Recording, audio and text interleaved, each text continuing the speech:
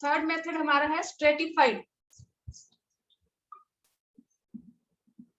Sampling.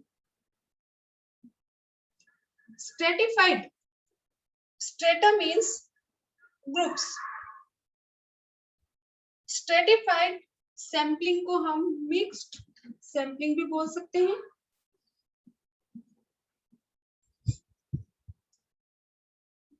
Stratified sampling में हम use करते हैं रैंडम सैम्पलिंग,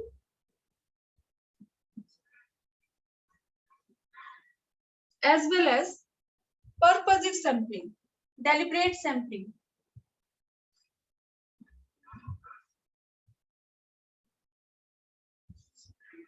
इसीलिए हम इसको बोलते हैं मिक्स्ड सैम्पलिंग।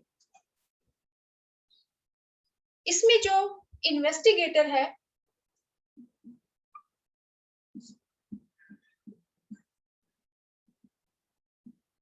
सबसे पहले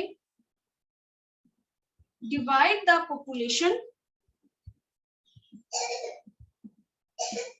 into different groups।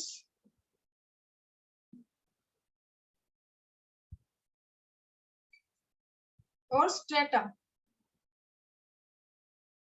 सबसे पहले इसमें जो इन्वेस्टिगेटर है वो पॉपुलेशन को, यूनिवर्स को डिवाइड करता है into different groups according to different या डाइवर्स कैरेक्टरिस्टिक्स।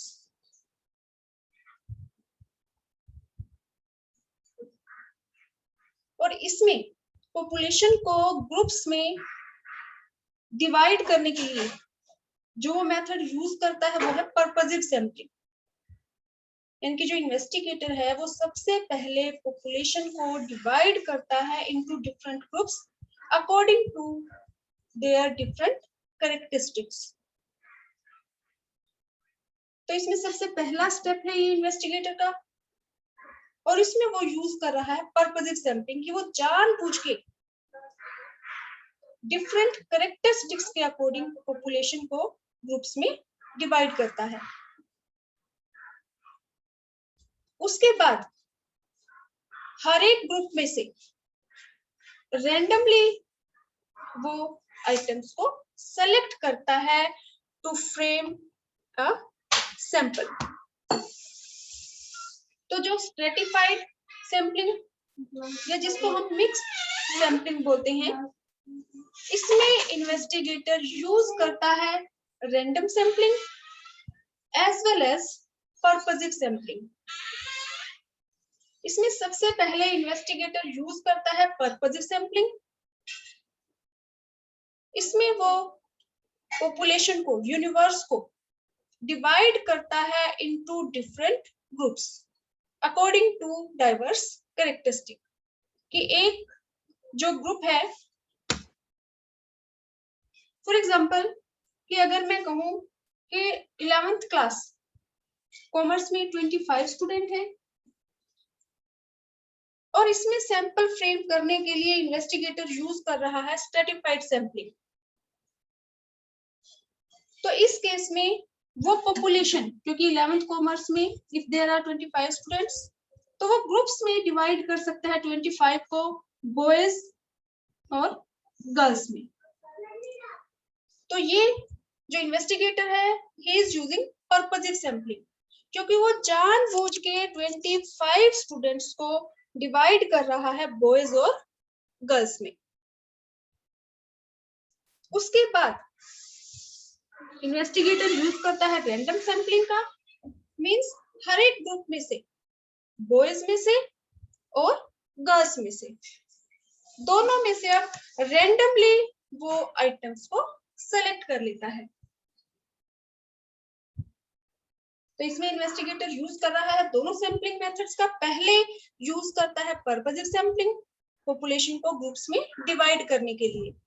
फिर हर एक ग्रुप में से कि फॉर एग्जांपल 25 स्टूडेंट है, 25 स्टूडेंट्स में से 15 अगर गर्ल्स हैं और 10 बॉयज हैं तो अब एक ग्रुप ये हो गया और एक ग्रुप ये हो गया। और अब इन ग्रुप्स में से जो ये ग्रुप्स हैं 15 और 10, अब इन ग्रुप में से रैंडमली आइटम्स को सेलेक्ट करेगा। लेकिन ये जरूरी नहीं है कि दोनों में से सेम आइटम्स को सेलेक्ट करे, सेम नंबर ऑफ आइटम्स। हो सकता है जो इन्वेस्टिगेटर है 5 आइटम्स रैंडमली इसमें से सेलेक्ट कर ले, 5 आइटम्स रैंडमली इसमें से सेलेक्ट कर ले, या हो सकता है 7 आइटम्स गर्ल्स वाले ग्रुप में से सेलेक्ट कर ले और 5 आइटम्स बॉयज वाले में से सेलेक्ट कर ले। वो डिपेंड करता है इन्वेस्टिगेटर की विजडम पे, उसके पर्पस पे कि उसको किस ग्रुप से कितना उसको आइटम्स चाहिए। तो सबसे पहले जो स्ट्रेटिफाइड सैंपलिंग है इसको हम मिक्स सैंपलिंग भी बोलते हैं। इसमें जो इन्वेस्टिगेटर है वो यूज करता है purposive sampling as well as random sampling, इसीलिए इसको हम बोलते हैं मिक्स्ड सैंपलिंग। तो सबसे पहले investigator divide the population into different groups according to diverse characteristics, and then from each group sample items are selected randomly. तो पहले पर्पसिव सैंपलिंग का यूज करता है और उसके बाद रैंडम सैंपलिंग का यूज करता है। फॉर एग्जांपल, इसको हम एक और एग्जांपल से समझते हैं कि फॉर एग्जांपल जो इन्वेस्टिगेटर है वो हमारे स्कूल में जो 11th क्लास के टोटल जो स्टूडेंट्स हैं, 11th क्लास के जो टोटल स्टूडेंट्स हैं उनके ऊपर सर्वे कर रहा है, इन्वेस्टिगेशन कर रहा है। तो इसके लिए अगर इन्वेस्टिगेटर यूज कर रहा है स्ट्रेटिफाइड सैंपलिंग या मिक्स्ड सैंपलिंग, तो इस केस में जो इन्वेस्टिगेटर है वो सबसे पहले पॉपुलेशन यानी कि 11th क्लास में फॉर एग्जांपल स्टूडेंट है 200, तो ये हमारी है पॉपुलेशन। तो सबसे पहले इन्वेस्टिगेटर पॉपुलेशन को डिवाइड करता है in different groups. For example 11th class के स्टूडेंट को क्लासिफाई कर सकता है, डिवाइड कर सकता है ग्रुप्स में according to science, commerce, arts. तो ये इन्वेस्टिगेटर पॉपुलेशन को ग्रुप्स में डिवाइड करने के लिए यूज करता है पर्पसिव सैंपलिंग, क्योंकि वो जानबूझ के जो डिफरेंट कैरेक्टरिस्टिक्स हैं उसके अकॉर्डिंग पॉपुलेशन को डिवाइड करता है। इसके बाद इन्वेस्टिगेटर अब रैंडम सैंपलिंग का यूज करेगा। फॉर एग्जांपल साइंस में जो स्टूडेंट हैं वो है 100, कॉमर्स में स्टूडेंट है 80, आर्ट्स में स्टूडेंट है 20। तो अब इन्वेस्टिगेटर इन ग्रुप्स में से रैंडमली सैंपल आइटम्स को सेलेक्ट करता है। अब ये जरूरी नहीं है, हो सकता है कि वो हर एक ग्रुप में से इक्वल आइटम्स को सेलेक्ट करे कि 10 इसमें से ले ले, 10 इसमें से और 10 इसमें से, या प्रोपोर्शनेटली भी ले सकता है कि साइंस में सबसे ज्यादा स्टूडेंट है तो यहाँ से ज्यादा सैंपल आइटम को सेलेक्ट कर ले कि यहाँ से वो ले ले 20, यहाँ से ले ले 15 और यहाँ से ले ले 5। तो ये डिपेंड करता है इन्वेस्टिगेटर पे। लेकिन स्ट्रेटिफाइड सैंपलिंग में इन्वेस्टिगेटर दोनों सैंपलिंग मेथड्स का यूज कर रहा है। सबसे पहले जब वो ग्रुप्स में डिवाइड करता है पॉपुलेशन को, then he is using purposive sampling, और उसके बाद हर एक ग्रुप में से जब वो सैंपल आइटम्स को सेलेक्ट करता है then he is using random sampling. तो स्ट्रेटिफाइड या मिक्स्ड सैंपलिंग की जो मेरिट्स हैं,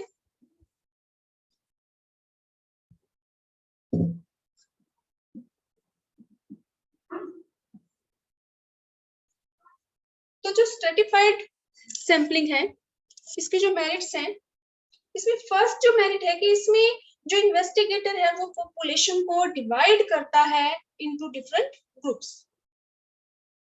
तो इसमें डाइवर्स जो कैरेक्टरिस्टिक्स है,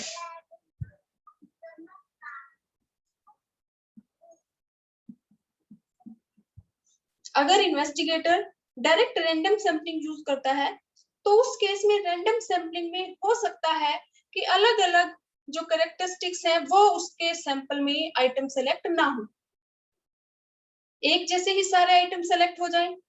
लेकिन स्ट्रेटिफाइड सैम्पलिंग या मिक्स्ड सैम्पलिंग में, क्योंकि इन्वेस्टिगेटर पहले पॉपुलेशन को डिवाइड करता है into different groups, for example 11th class के स्टूडेंट को डिवाइड कर दिया साइंस, कॉमर्स और आर्ट्स में, तो अब वो जो भी अपना सैंपल फ्रेम करेगा उसमें साइंस के स्टूडेंट भी होंगे, कॉमर्स के भी होंगे और आर्ट्स के भी होंगे। यानी कि अब जो भी सैंपल फ्रेम होगा वो अच्छा सैंपल फ्रेम होगा जो पूरी पॉपुलेशन को रिप्रेजेंट करेगा। पूरी पॉपुलेशन में जो भी डिफरेंट डिफरेंट कैरेक्टरिस्टिक्स हैं उन सभी से आइटम सेलेक्ट हो पाएंगे स्ट्रेटिफाइड सैंपलिंग में।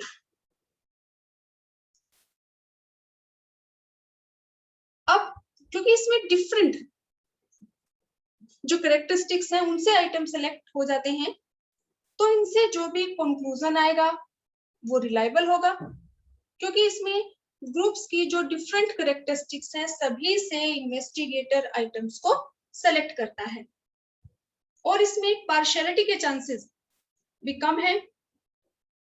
जब इन्वेस्टिगेटर पॉपुलेशन को ग्रुप्स में डिवाइड करता है तो वो बायस्ड हो सकता है, पार्शियल हो सकता है, कि जानबूझ के जब वो ग्रुप्स में डिवाइड करता है तो पार्शियलिटी थोड़ी बहुत वो कर सकता है, लेकिन हर एक ग्रुप में डिवाइड करने के बाद जब वो आइटम्स को सेलेक्ट करता है तो वो रैंडम सैंपलिंग यूज करता है, और उसमें इन्वेस्टिगेटर के पार्शियल होने के चांसेस नहीं होते, क्योंकि रैंडम सैंपलिंग में इन्वेस्टिगेटर या तो यूज करता है लॉटरी मेथड, जिसमें हर एक आइटम के सेलेक्ट होने के इक्वल चांसेस होते हैं, या फिर इन्वेस्टिगेटर यूज करता है tables of random numbers.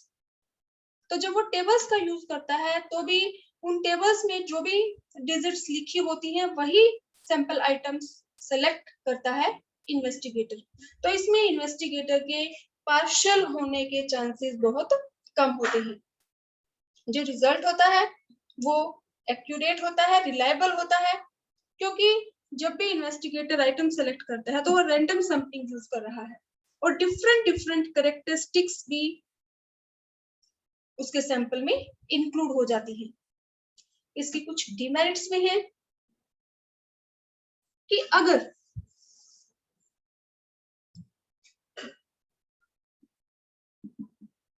Demerits of mix sampling या स्ट्रेटिफाइड सैंपलिंग, कि अगर जो पॉपुलेशन है, कि फॉर एग्जांपल 11th क्लास है, 11th क्लास में सारे जो स्टूडेंट हैं सबके पास कॉमर्स है, और इसमें भी सभी के सभी गर्ल्स हैं, बॉयज नहीं है, तो उस केस में जो सारा डेटा है वो बिल्कुल होमोजीनियस है, इसमें डाइवर्स कैरेक्टरिस्टिक्स नहीं है, क्योंकि 11th क्लास में जितने भी स्टूडेंट्स हैं उन सबके पास ही कॉमर्स है, किसी के पास साइंस या आर्ट्स नहीं है, या सबके पास साइंस है कॉमर्स और आर्ट्स नहीं है, और उस क्लास में या तो सारे बॉयज हैं या फिर सारी गर्ल्स हैं। तो अगर पॉपुलेशन ऐसी है जिसमें जितने भी आइटम्स है वो सारे होमोजीनियस है, डाइवर्स कैरेक्टरिस्टिक्स अवेलेबल नहीं है, तो उस केस में इन्वेस्टिगेटर मिक्स्ड सैंपलिंग या स्ट्रेटिफाइड सैंपलिंग का यूज नहीं कर पाएगा, क्योंकि ये तभी पॉसिबल है जब पॉपुलेशन में या यूनिवर्स में डिफरेंट कैरेक्टरिस्टिक्स एग्जिस्ट करती हो। तो ये मेथड तभी यूजफुल है जब डाइवर्स कैरेक्टरिस्टिक्स हो। अगर पॉपुलेशन होमोजीनियस है तो उस केस में इस मेथड को यूज नहीं किया जा सकता। दूसरा, अगर हमारी जो पॉपुलेशन का साइज है वो बहुत ज्यादा स्मॉल है, अगर मैं कहूं कि 11th क्लास में सिर्फ 10 स्टूडेंट है, तो उस केस में जो साइज है, पॉपुलेशन का साइज है या यूनिवर्स है, वो हमारा बहुत स्मॉल है, तो इस केस में इसको अलग अलग ग्रुप्स में डिवाइड करना मुश्किल काम है। तो इस केस में भी इस सैंपलिंग का यूज नहीं किया जा सकता, कि अगर पॉपुलेशन का साइज स्मॉल है तो।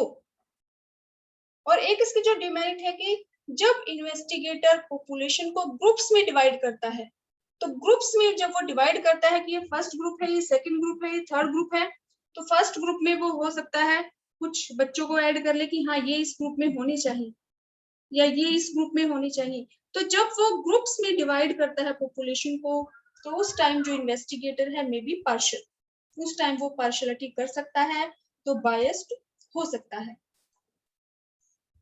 इसके बाद नेक्स्ट हमारा जो सैम्पलिंग मेथड है वो हमारा है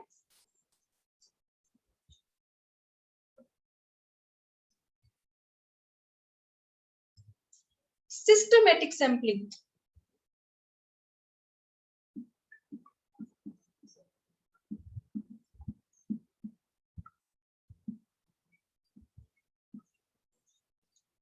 सिस्टमैटिक सैम्पलिंग, सिस्टमैटिक सैम्पलिंग में जो इन्वेस्टिगेटर है सबसे पहले अरेंज करता है पॉपुलेशन को अकॉर्डिंग टू जियोग्राफिकल एरिया या according to age, according to roll number. तो सिस्टमैटिक जो सैम्पलिंग है, सिस्टमैटिक सैम्पलिंग में सबसे पहले इन्वेस्टिगेटर पॉपुलेशन को अरेंज करता है न्यूमेरिकली, जियोग्राफिकली या फिर अल्फाबेटिकली। कि सबसे पहले अकॉर्डिंग, फॉर एग्जांपल अगर मैं कहूँ कि क्लास 11th में 25 स्टूडेंट्स हैं, तो इन्वेस्टिगेटर सबसे पहले जो पॉपुलेशन है उसको अरेंज करता है। या तो फॉर एग्जांपल हो सकता है कि पहले ए नाम वाले, फिर बी नाम वाले, फिर सी वाले, फिर डी वाले अल्फाबेटिकली, या फिर न्यूमेरिकली कि रोल नंबर के अकॉर्डिंग 1 2 3 4 5 6 7 8 9 10, या फिर प्लेस के अकॉर्डिंग कि पहले ए प्लेस पे रहने वाले कि अंबाला या फिर भिवानी। तो ऐसे प्लेस के अकॉर्डिंग जियोग्राफिकली भी पॉपुलेशन को अरेंज कर सकता है। तो सिस्टमैटिक सैम्पलिंग के एक सिस्टम से सबसे पहले जो इन्वेस्टिगेटर है वो पॉपुलेशन को अरेंज करता है न्यूमेरिकली, अल्फाबेटिकली या फिर जियोग्राफिकली। और अरेंज करने के बाद every nth item is being selected to frame a sample। कि सबसे पहले तो अरेंज करता है पॉपुलेशन को और फिर उसमें से every nth item is being selected to frame a sample। For example nth item means कि अगर मैं कहूँ हर एक every 5th item या every 7th item, तो every 5th item मीन्स पहले 5, फिर 10, फिर 15, फिर 20। फॉर एग्जाम्पल, तो सिस्टमैटिक सैम्पलिंग क्या है? इसमें सबसे पहले इन्वेस्टिगेटर पॉपुलेशन को अरेंज करता है अल्फाबेटिकली, न्यूमेरिकली या फिर जियोग्राफिकली, और फिर अरेंज करने के बाद every nth item is being selected. For example, अगर 11th कॉमर्स में 25 स्टूडेंट्स हैं, इनके ऊपर अगर इन्वेस्टिगेशन कर रहा है इन्वेस्टिगेटर, तो सबसे पहले इन्वेस्टिगेटर इनको अरेंज कर सकता है नेम के अकॉर्डिंग या रोल नंबर के अकॉर्डिंग। तो फॉर एग्जांपल हम रोल नंबर के अकॉर्डिंग अरेंज कर लेते हैं 1 2 3 4 5 6 7 8 9 10 25 तक। तो सबसे पहले इन्वेस्टिगेटर अरेंज करता है पॉपुलेशन को। फॉर एग्जांपल हमने न्यूमेरिकली अरेंज कर लिया। अब इसमें से एवरी nth आइटम की इन्वेस्टिगेटर सेलेक्ट कर लेता है कि हर एक थर्ड आइटम को सेलेक्ट करेगा टू फ्रेम अ सैंपल। तो इसमें एवरी nth आइटम से पहले सबसे पहले इन्वेस्टिगेटर किसी भी एक नंबर को सेलेक्ट कर लेता है। 10 के बाद हम लिख लेते हैं 11 12 13 14 15 16 17 18 19 20 21 22 23 24 25। अब इन्वेस्टिगेटर ने सेलेक्ट किया है एवरी थर्ड आइटम, वो सेलेक्ट करेगा टू फ्रेम अ सैंपल। तो फर्स्ट स्टेप अरेंज कर लिया। सेकंड स्टेप, अब इसमें से एक नंबर सबसे पहले अपनी मर्जी से वो सेलेक्ट करेगा। फॉर एग्जांपल की 2, कि सबसे पहला आइटम इन्वेस्टिगेटर ने सेलेक्ट कर लिया 2। उसके बाद एवरी nth यानी कि थर्ड। अब सेकंड के बाद थर्ड आइटम कौन सा है? 1 2 3 यानी कि फिफ्थ। उसके बाद थर्ड 6 7 8, उसके बाद थर्ड 9 10 11, फिर थर्ड 14, फिर थर्ड 17, फिर थर्ड एवरी थर्ड आइटम 20, फिर 23। तो इसमें इन्वेस्टिगेटर रोल नंबर 2 5 8 11 14 17 20 23 इन रोल नंबर को सेलेक्ट करेगा, इनसे रिलेटेड डेटा को कलेक्ट करेगा और अपना इन्वेस्टिगेशन करेगा, अपना कंक्लूजन ड्रॉ करेगा। तो सिस्टमैटिक सैंपलिंग, इसमें इन्वेस्टिगेटर सबसे पहले अरेंज करेगा पॉपुलेशन को, अरेंज करने के बाद एक आइटम अपनी मर्जी से सेलेक्ट करेगा, वो कोई भी हो सकता है, जैसे मैंने कहा यहाँ पे 2 हो सकता है। इन्वेस्टिगेटर सबसे पहले कह दे कि सबसे पहला जो नंबर होगा वो होगा 5th, और 5th के बाद एवरी nth। अब एवरी nth जरूरी नहीं है कि थर्ड आइटम हो, ये 5th हो सकता है, 7th हो सकता है, 2nd हो सकता है, 4th हो सकता है। तो जो भी यहाँ पे सेलेक्ट किया गया है कि एवरी थर्ड आइटम, तो पहला जो नंबर है वो अपनी मर्जी से सेलेक्ट करेगा, उसके बाद एवरी थर्ड। 1 2 3, फिर 1 2 3 8, फिर 1 2 3 11, 1 2 3 14, फिर 1 2 3 1 2 3, every third item is selected to frame a sample.